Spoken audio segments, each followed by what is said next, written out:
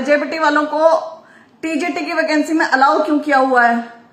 बहुत सारे ऐसे प्रश्न बनते हैं। हायर क्वालिफिकेशन वाले से और भी हायर टीचिंग एक्सपीरियंसेस मांग रखे हैं, लेकिन लोअर क्वालिफिकेशन वाले से कुछ नहीं मांग रखा। म्यूजिक वाले से म्यूजिक का कुछ मांग ही नहीं रखा है, मतलब कोई भी नॉर्मल बीए वाला भी शायद जाके कर ले। तो बड़ी सारी इसमें गड़बड़ियां थी जो ठीक होनी बेहद जरूरी थी। डीएड वालों का टीचिंग एक्सपीरियंस नहीं होता है भाई, होम साइंस में या साइंस में या किसी भी उसमें। उनका टीचिंग एक्सपीरियंस होता है केवल लैंग्वेजेस में, हिंदी, इंग्लिश, उर्दू, पंजाबी, इन सब में। तो उन लोगों को यहां लेना और उनको बीएड से ऊपर प्रेफरेंस देना, ये मुझे समझ में नहीं आ रहा था। राइट, तो ये बहुत बड़ी गड़बड़ थी और इसीलिए इसका लिंक ओपन नहीं हो रहा है। इसका टीजीटी का पहले ये रूल्स में चेंज होगा और फिर उसके बाद एडवर्टीजमेंट बदल कर आएगी। कल ही मेरे सामने ही चेयरमैन साहब ने आदेश दिए थे कि जल्द से जल्द इसका लेटर अब लिखो एजुकेशन डिपार्टमेंट को और तुरंत इसको रीएडवर्टाइज करना है या कोरिजेंडम डाल के इसमें बदलाव करने हैं, जो कि बेहद जरूरी बदलाव हैं। छोटी छोटी चीजें इसमें गलतियां थी, जैसे शुरू में क्या था, मैट्रिकुलेशन और संस्कृत इन 10+2 10th और हायर। तो और हायर में बहुत सारी चीजें आ जाती हैं। मान लीजिए बीए में मैंने कभी 10th के बाद बीए में एक साल हिंदी पढ़ी है, तो मैं भी क्लेम करूंगी कि हाँ मैं हूं यहां पर।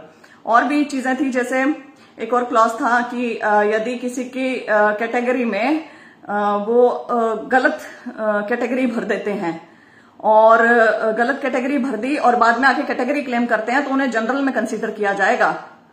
लेकिन उन्होंने जनरल/पेरेंट कैटेगरी लिख रखा था, तो वहां पर भी मैंने आवाज उठाई थी कि आपने पेरेंट कैटेगरी यहां पे मेंशन किया, तो मतलब क्या कमीशन की मर्जी है कि जो भी बाद में आ गया उसको अपनी मर्जी से जनरल में कंसीडर करो या पेरेंट कैटेगरी में कंसीडर करो? ये तो बहुत गलत बात है।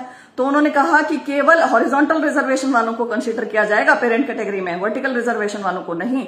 तो ये भी मैंने कहा था कि आप इसको स्पेसिफिकली मेंशन करें, जो आप यहाँ पे मेंशन करना चाहते हैं वो करें। और ये चीज सहर्ष स्वीकार भी करी है कमीशन ने, चेयरमैन साहब ने, मेंबर साहब भी वहां पे मौजूद थे, कंवलजीत सैनी जी।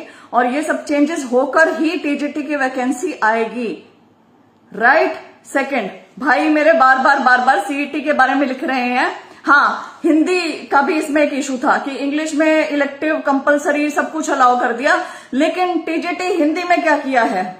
तो टीजीटी हिंदी के साथ थोड़ा भेदभाव हो गया है, उसको भी लुक आफ्टर करने के लिए कहा है, तो उसमें भी कुछ ना कुछ चेंजेस होकर आएंगे। टीजीटी के बारे में बाद में बात करूंगी, क्योंकि सीईटी के लिए बहुत ज्यादा यहाँ पर आ रहा है बार बार। तो सीईटी के लिए कहना चाहती हूँ कि सीईटी निर्धारित तारीख को ही हो रहा है, 5-6 नवंबर को हो रहा है सीईटी। 100% कहा है ये चेयरमैन साहब ने, इसलिए अपनी तैयारी जोरों शोरों पर रखें। सीईटी हो रहा है निर्धारित तारीख पर ही। अब यहां पर मैंने सवाल किए सर से कि ऐसा कैसे पॉसिबल हो सकता है कि सीईटी उसकी निर्धारित तारीख पर ही हो, क्योंकि कोई भी स्कूल बुक नहीं हुआ है, कुछ नहीं हुआ है, कोई कार्यवाही नहीं हो रही है एनटीए की तरफ से। तो उन्होंने कहा कि एनटीए 8 दिन पहले अपनी कार्यवाही शुरू करता है, एग्जाम से 8 दिन पहले वे कार्यवाही शुरू करते हैं। राइट। और आपके जो रोल नंबर्स हैं वो 5 या 4 दिन पहले रिलीज होंगे। 4 या 5 दिन पहले आपके रोल नंबर्स रिलीज होने शुरू होंगे। तो इसमें बिल्कुल घबराने की जरूरत नहीं है। उन्होंने कहा 100% सीईटी 5-6 नवंबर को ही होने जा रहा है। और ये जो भी उन्होंने मुझे कहा है वो मैं सेम टू सेम आपको बता रही हूं, इसलिए आपको अपनी तैयारी बिल्कुल जोरों शोरों से रखनी है। सीईटी का कवर हो गया है, TGT vacancy portal open cover कर लिया हमने, ये 2 चीजें कवर कर ली हैं।